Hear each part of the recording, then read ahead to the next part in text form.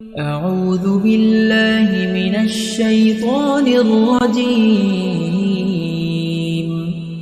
بسم الله الرحمن الرحيم. الرحمن علم القرآن خلق الإنسان علمه البيان الشمس والقمر بحسبان والنجم والشجر يسجدان والسماء رفعها ووضع الميزان ألا تطغوا في الميزان وأقيموا الوزن بالقسط ولا تخسروا الميزان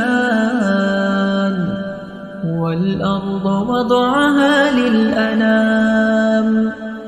فيها فاكهة والنخل ذات الأكمام والحب ذو العصف والريحان فبأي آلاء ربكما تكذبان خلق الإنسان من صلصال كالفخار وخلق الجان من مارج من نار فبأي آلاء ربكما تكذبان رب المشرقين ورب المغربين فبأي آلاء ربكما تكذبان مرج البحرين يلتقيان بينهما برزخ لا يبغيان فبأي آلاء ربكما تكذبان يخرج منهما اللؤلؤ والمرجان فبأي آلاء ربكما تكذبان وله الجوار المنشآت في البحر كالأعلام فبأي آلاء ربكما تكذبان كل من عليها فان ويبقى وجه ربك ذو الجلال والإكرام فبأي آلاء ربكما تكذبان يسأله من في السماوات والأرض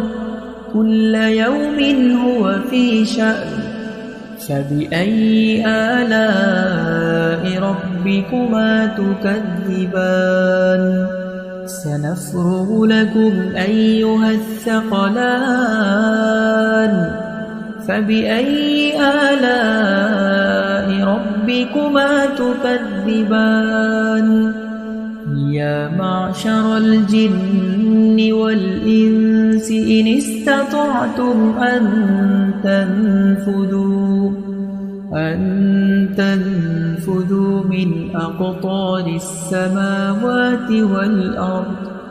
من أقطار السماوات والأرض فانفذوا لا تنفذون إلا بسلطان فبأي آلاء ربكما تكذبان يرسل عليكما شواظ من نار ونحاس فلا تنتصران فبأي آلاء ربكما تكذبان فإذا انشقت السماء فكانت وردة كالدهان فبأي آلاء ربكما تكذبان فيومئذ لا يسأل عن ذنبه إنس ولا جان فبأي آلاء ربكما تكذبان يعرف المجرمون بسيماهم فيؤخذ بالنواصي والأقدام فبأي آلاء ربكما تكذبان هذه جهنم التي يكذب بها المجرمون يطوفون بينها وبين حميم آن فبأي آلاء ربكما تكذبان ولمن خاف مقام ربه جنتان فبأي آلاء ربكما تكذبان ذواتا أفنان فبأي آلاء ربكما تكذبان فيهما عينان تجريان فبأي آلاء ربكما تكذبان متكئين على فرش بطائنها من استبرق وجنى الجنتين دان فبأي آلاء ربكما تكذبان فيهن قاصرات الطرف لم يطمثهن إنس